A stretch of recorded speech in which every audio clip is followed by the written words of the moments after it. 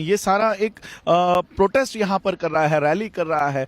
जो तुगलकाबाद दिल्ली में गुरु रविदास जी का टेम्पल गिराया गया, जो संविधान के एक एक आर्टिकल्स को खत्म किया जा रहा है, मॉब लिंचिंग्स के प्रकरण है, इन सारों मुद्दों को लेकर यहाँ पर एक प्रोटेस्ट हो रहा है। तो मैंने ये सोचा कि यहाँ पर जाकर हमको ये प्रोटेस्ट में शामिल होना चाहिए, क्योंकि भारत की लोकतंत्र की व्यवस्था पूरी तरह से खत्म कर दी गई है, पूरी खत्म कर दी गई है। हम लोगों ने जो सहा है महाराष्ट्र के भीमा कोरेगांव के प्रकरण में, भीमा कोरेगांव के मैटर में 3 जनवरी 2018 को हम लोगों ने महाराष्ट्र बंद किया। उसका परिणाम यह हुआ कि हमारे महाराष्ट्र के एस्पिरेंट्स बच्चे जो थे, जो यूपीएससी की पढ़ाई किया करते थे, बैंकिंग के एग्जाम्स के लिए, आरबीआई की एग्जाम्स के लिए, रेलवेज की एग्जाम्स के लिए पढ़ाई कर रहे थे, मैनेजर के पोस्ट के लिए, आईएएस के पोस्ट के लिए पढ़ाई कर रहे थे, ऐसे 35,000 बच्चों पर, निर्दोष बच्चों पर झूठे केसेस उनके ऊपर लगवाए गए और सभी लोगों को जेल में डलवाया गया। आज उनका करियर पूरी तरह से बर्बाद हो गया है। यही काम उत्तर प्रदेश में हुआ, यही काम राजस्थान में हुआ। हम आंदोलन करते हैं, बीजेपी के लोग, आरएसएस के लोग नीला गमछा पहनकर, नीले झंडे लेकर हमारे आंदोलन में घुस जाते हैं, फायरिंग करते हैं, पुलिस वालों को फायरिंग करते हैं और बदनाम अम्बेडकराइट हो जाता है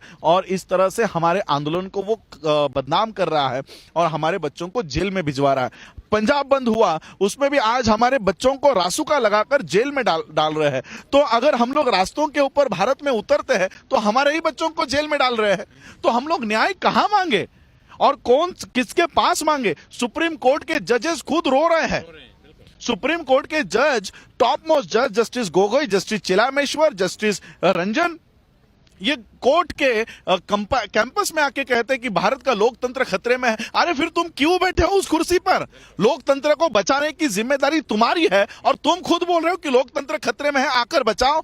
पाकिस्तान का डिस्ट्रिक्ट जज, डिस्ट्रिक्ट कोर्ट पाकिस्तान के प्रेसिडेंट को दंडित करता है।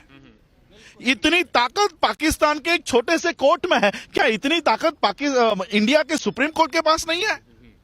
इसका मतलब सुप्रीम कोर्ट का जो पिलर है वो पूरी तरह से आरएसएस ने कब्जा कर लिया है। भारत में पूरी तरह से लोकतंत्र खत्म कर दिया गया है और इसलिए भारत के लोकतंत्र को, भारत के संविधान को, ये केवल तुगलकाबाद के मंदिर को गिराने का मुद्दा नहीं है, ये पूरे संविधान को गिराने का मुद्दा है, पूरे संविधान को खत्म करने का मुद्दा है। और इसलिए हमको ये बात भारत के बाहर आकर करनी होगी। बाबा साहब ने कभी गांधी के सामने हाथ नहीं फैला है, कभी नेहरू के सामने हाथ नहीं फैला है। बाबा साहब ने अपनी मांगे यहां पर आकर रखी, लंदन में आकर रखी, राउंड टेबल कॉन्फ्रेंस के सामने रखी, मैकडोनल्ड के सामने रखी और ये सारी हक और अधिकार बाबा साहब ने भारत के लोगों को यहां पर से दिए हैं। और इसलिए मेरी एक उम्मीद है, बाबा साहब के बाद में तीसरी पीढ़ी से आता हूं, तीसरी जनरेशन, आज 100 साल के बाद हम यहां पर है। जो मुद्दे बाबा साहब यहां पर हमारे हक और अधिकार की लड़ाई लड़ने यहां पर आते थे, वही हक और अधिकार की लड़ाई लड़ने आज फिर से 3 पीढ़ी बाद हमको यहां आना पड़ता है।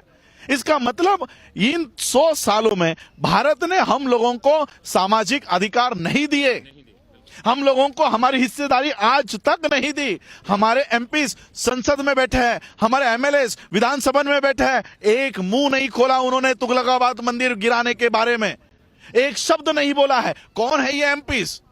एससी के एमपी कहां है? ये एससी के सीटों पर चुनकर जाते हैं, इनके वोट लेते हैं, रविदासियों के वोट लेते हैं, एससी के वोट लेते हैं और संसद में जाकर बैठे हैं। वो क्यों नहीं बोल रहे? ये इनके पास अब हम कोई मांग नहीं रख सकते, उम्मीद नहीं। उम्मीद तो छोड़ो, ये राष्ट्रपति वो खुद धक्के खा रहा है। जगन्नाथपुरी के मंदिर में गए, बीवी सहित गए, वहां के ब्राह्मणों ने धक्के मारकर बाहर निकाला कि तू दलित है, तू हमारे मंदिर में कैसे आया? वो राष्ट्रपति भारत का आज तक खुद के लिए न्याय नहीं मांग सका, हम किसके पास मांगेंगे बोलो? पुलिस अखलाक मैटर में इन्वेस्टिगेशन कर रहे सुबोध कुमार को सर पर गोली मारकर उसकी हत्या कर दी गई।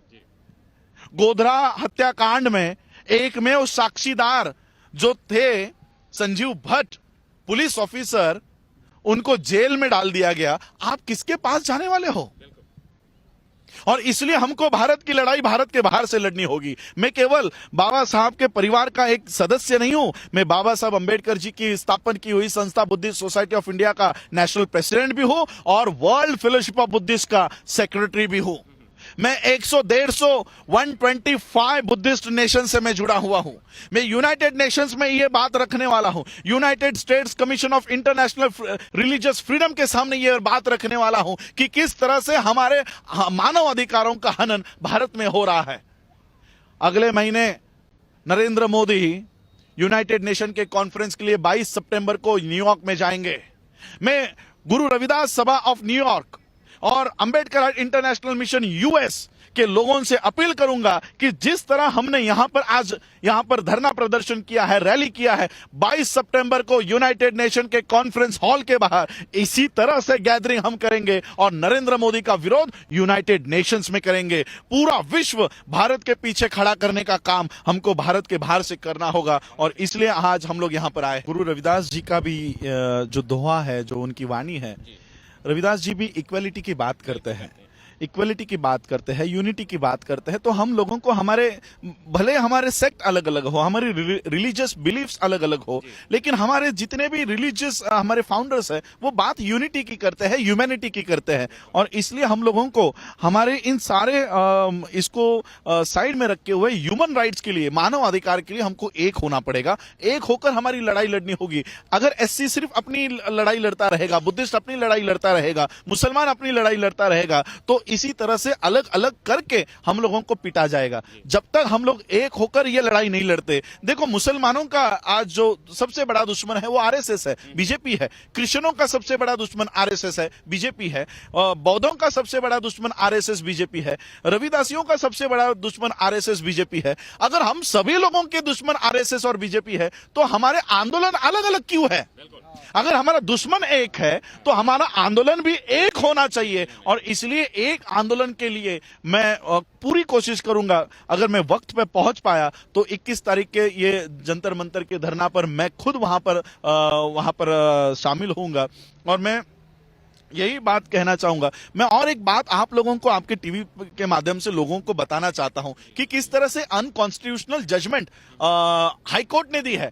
हाईकोर्ट ने रविदासिया कम्युनिटी को हरिजन के नाम से उल्लेख किया हुआ है, हरिजन। अब मैं आपको पूछता हूं कि संविधान के कौन से पन्ने पर हरिजन शब्द लिखा हुआ है? संविधान में कहीं पर भी हरिजन शब्द इस भारत के लोगों के लिए नहीं लिखा हुआ। तो फिर हाईकोर्ट हरिजन क्यों कह रहा है? हाईकोर्ट ने जो जजमेंट दी है वो खुद असंवैधानिक, अनकॉन्स्टिट्यूशनल जजमेंट है। तो हाईकोर्ट हो, सुप्रीम कोर्ट हो, क्या उनको पता नहीं कि हरिजन नाम का कोई इस देश में नहीं रहता? तो ये क्यों फिर से हमको हरिजन बता रहे हैं? ये फिर से मनुस्मृति का कानून लागू करवाना चाहते हैं और इस मनुस्मृति के कानून को हाईकोर्ट, सुप्रीम कोर्ट के जजेस के द्वारा, उनके जजमेंट्स के द्वारा लागू करवाने की कोशिश की जा रही है। मैं तो यही मैसेज देना चाहूंगा कि एज एन इंडियन, और जो इंडियंस के साथ हो रहा है, मानव अधिकारों का उल्लंघन हो रहा है, उनके रिलीजियस राइट्स को उल्लंघन हो रहा है। एज एन इंडियन हम लोगों को अपनी अपनी जातियों को भूलकर, अपने अपने सेक्ट्स को भूलकर, रिलीजियस बिलीफ्स को भूलकर, एज एन इंडियन हमको एक होकर एक आंदोलन के लिए आना होगा। कुछ हिंदू समझते होंगे कि वो इनका आंदोलन चल रहा है, या मुसलमान सोचते होंगे, या सिख भाई सोचते होंगे वो अपना अपना सुलझा लेंगे। तो मैं उनसे विनती करूंगा, आज ये हम पर गुजर रही है, कल आप पर गुजरेगी, क्रिश्चियनों पर गुजरेगी, मुसलमानों पर गुजरेगी, फिर आपके पीछे कौन खड़ा होगा? इसलिए एक भारतीय होने के नाते, एक इंसान होने के नाते, इंसानियत के नाते हम लोगों को एक होकर हमारी इस आंदोलन को सपोर्ट करना चाहिए। देखो, ये एक प्रूफ है कि बीजेपी और आरएसएस भारत के संविधान को नहीं मानती। आर्टिकल 1 कहता है कि भारत का जो नाम है, इस देश का जो नाम है वो होगा इंडिया या भारत। ये दो ही नाम भारत के संविधान में लिखे हुए हैं। तो बीजेपी आज इस देश को जब उल्लेख करती है तो कभी भी भारत नहीं कहती, इंडिया नहीं कहती, ये हिंदुस्तान कहता है। भारत का सभी मीडिया इसको हिंदुस्तान कहता है, सारे विरोधी पक्ष के लोग भी इसको हिंदुस्तान कहते हैं, पूरा सुप्रीम कोर्ट और ये सारे लोग इसको हिंदुस्तान कहना शुरू कर रहे हैं। तो ये इस बात का सबूत है कि भारत के संविधान को धीरे धीरे खत्म करके ये अपनी मनुस्मृति को लागू करवाना चाहते हैं। क्योंकि जब तक इंडिया है, इंडिया भारत है, मनुस्मृति लागू नहीं हो सकती, क्योंकि बाबा साहब का संविधान जिंदा है। जैसे ही ये हिंदुस्तान बन जाएगा, इनका मनुस्मृति का कानून शुरू हो जाएगा और इसलिए ये मनुस्मृति को लाने की तैयारी शुरू है। मनुस्मृति जब तक भारत में संविधान है नहीं आ सकती, इसलिए इनकी पहली प्रॉब्लम है इस देश का संविधान। इसलिए संविधान को हटाकर ये फिर से मनुस्मृति का कानून लाना चाहते हैं, जिस मनुस्मृति में भारत के लोगों के गले में हांडी और पीठ पे झाड़ू बांधे गए थे, इस तरह की व्यवस्था वो फिर से भारत में लाना चाहते हैं। नेशनल दस्तक की आपसे गुजारिश है कि अगर इसको बचाना चाहते हैं तो नेशनल दस्तक को सब्सक्राइब करने के लिए रेड कलर के सब्सक्राइब बटन को दबाएं, फिर बेल आइकन की घंटी दबाएं। नेशनल दस्तक को बचाने के लिए बहुत जरूरी है कि हर खबर को शेयर करें, लाइक करें, कमेंट जरूर करें।